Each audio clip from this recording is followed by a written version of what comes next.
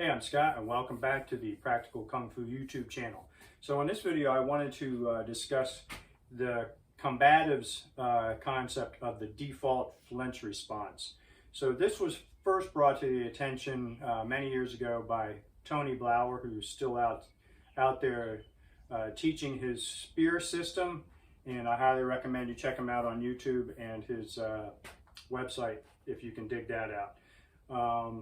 What Blauer recognized was, and he's a martial artist like many of us who teach self-defense and combatives, we started out by studying martial arts, and what is recognized that in a street fighting sense, the blocks and techniques that we are taught in traditional martial arts are generally probably not going to work very well because action tends to beat reaction. We do not know when we're in a fight or before the fight has even begun what punch our opponent is going to throw first and with which hand. So it's basically impossible for the body to react to that with the proper complex motor skill to block a specific punch coming in at our head or at our body. But what Blauer discovered in his research of police reports was that many victims of gun crime and knife assaults will have wounds on their hands. And this is because when they recognize that they're about to get attacked, the hands come up and they back away. The hands come up to protect the head. So they'll get knife marks on their hands and their arms, and that's their first flinch. And it's a very fast movement that occurs without even thinking about it. So what he then has done is incorporate this idea of the default flinch into his spear training. So what you train to do is, first, if someone is being aggressive towards you with their behavior, you want to have the hands up first in any regard. So if you miss the cues that they're about to assault you and a punch is coming in, 85% of the people you're going to face out on the street are going to be right-handed. So chances are that shot's going to come in with their right hand. So you want to get the hands up and you want the body moving forward.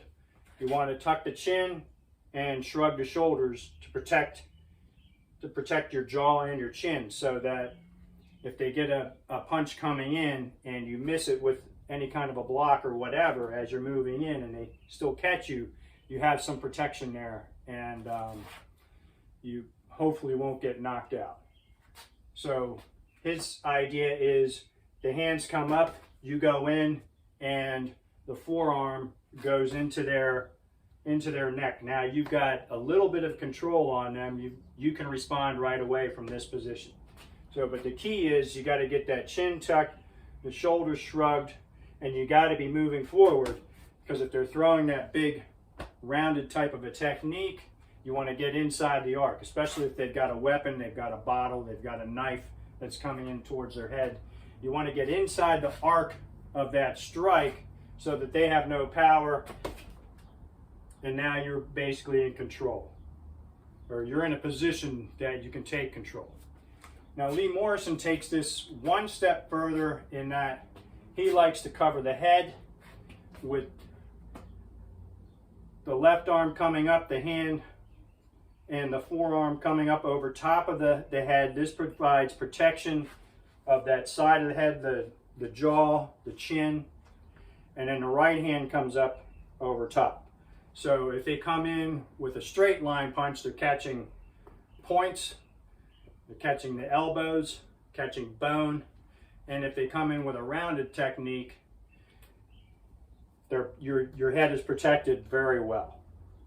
And then again, you're stepping forward, you're keeping the chin tucked, the shoulders shrugged, you're moving forward, and you're crashing into your opponent, and then you're in a position, you're inside that arc of the strike once again, And now you're in a position where you can latch onto them and then follow up with some sort of a technique, whether it's an elbow or whatnot, whatever you practice in your garage or at home or whatever. So that's why it's important to really get comfortable with several different striking techniques, become very proficient with those, and then they'll just come out naturally if you're in some sort of a situation.